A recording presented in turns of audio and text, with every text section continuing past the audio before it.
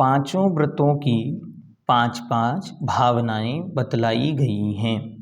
आइए सर्वप्रथम अहिंसा व्रत की भावना देखते हैं। सूत्र नंबर 4। वांग मनो गुप्तिर्या दान निक्षेपण समित्या लोकित पान भोजनानि पंच। वांग मनो गुप्तिर्या दान निक्षेपण समित्या लोकित पान भोजनानि पंच। वांग शब्द देखें अच्छी तरह।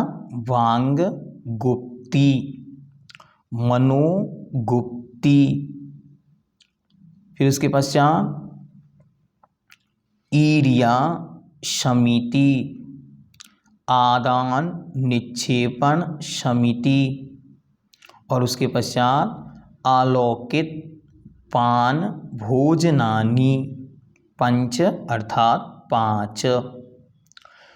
वांग गुप्ती अर्थात वचन गुप्ती, मनोगुप्ती अर्थात मनोगुप्ती, ईर्या समिति, आदान निक्षेपण एवं आलोकित पान भोजन, ये पांच अहिंसा व्रत की भावनाएं हैं।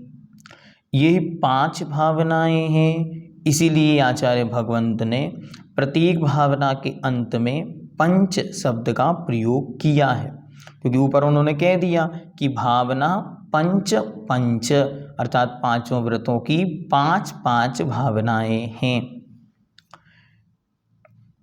श्रावक भी गुप्ती और समितियों का एक देश पालन कर सकता है।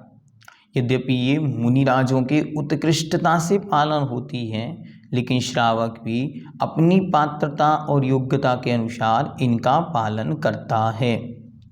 आप क्या करें, आप अच्छी तरह अपनी कॉपी में नोट कर लें पांचों व्रतों की भावनाएं।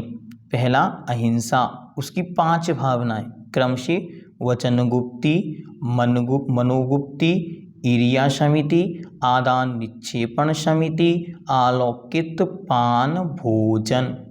अब एक एक शब्द का इनका अर्थ अच्छी तरह देखें।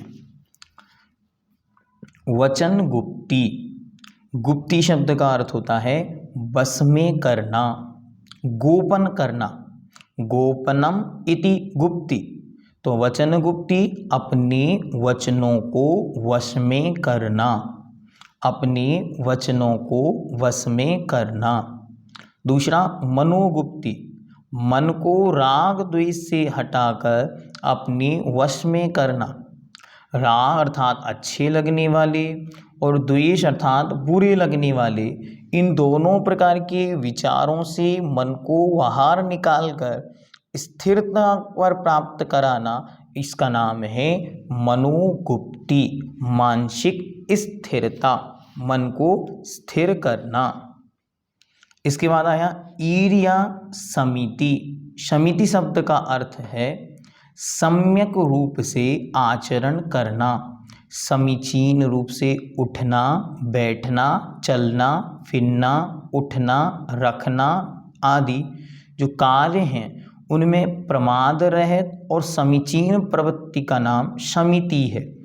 और यहाँ पर दो समितियों की चर्चा की। पहली ईर्या, ईर्या मतलब होता है चलना। तो चलते समय क्या करना, तो प्राशुक मार्ग से दिन में 4 हाथ अर्थात 6 फुट प्रमाण भूमि देखकर चलना, यह ईर्या समिति है। आदान निक्षेपण समिति, आदान अर्थात रखना, आदान मतलब ग्रहण करना और निक्षेपण मतलब रखना। तो उठाने और रखने में सावधानी, शास्त्र, पिच्छी, कमंडल आदि उपकरणों को देखकर शोध कर रखना और उठाना आदान निक्षेपण समिति है। मुनि महाराज, आरिका माताएं एलक छुल्लक अपने पास पिच्छी जो है उसके माध्यम से उस स्थान का और उस वस्तु का पहले परिमार्जन करते हैं, पश्चात उसे ग्रहण करते हैं। और इनके अलावा जो त्यागी व्रती हैं, प्रतिमाधारी हैं, वह अपने हाथ में एक मृदु वस्त्र कोमल वस्त्र लिए होते हैं, अच्छी तरह उसको परिमार्जन करते हैं, जीव जंतु वहाँ है नहीं, अच्छी तरह शोधन करते हैं, उसके पश्चात उस वस्तु को उठाना और रखना करते हैं। क्योंकि व्रत में अहिंसा प्रधान है, इसलिए किसी भी जीव का किसी भी निमित्त से घात ना हो।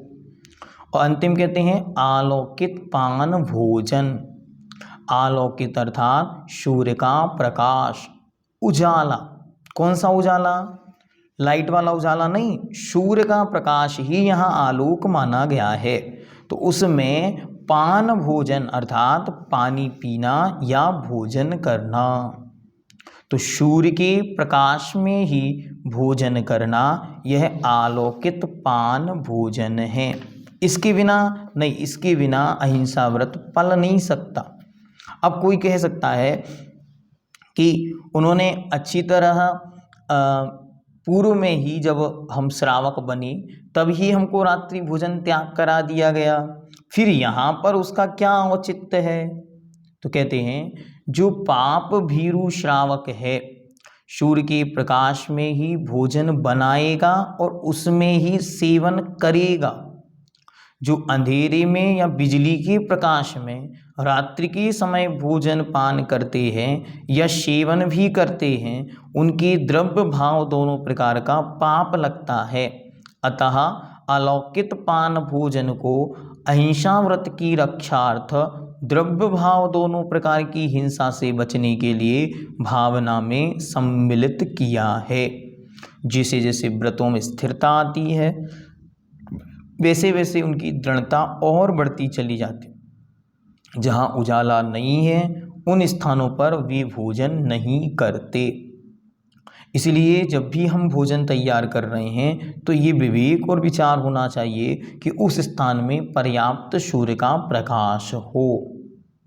रात्रि का बना हुआ भोजन रात्रि में भी नहीं करना, रात्रि का बना हुआ भोजन दिन में भी नहीं करना, दिन का बना हुआ भोजन भी रात्रि में नहीं करना।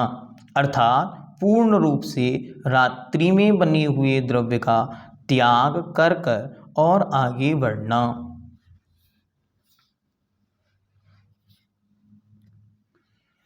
अब प्रश्न कोई पूछ सकता है कि काय गुप्ती और मनोगुप्ती और वचन गुप्ती की यहाँ पर बात क्यों की गई?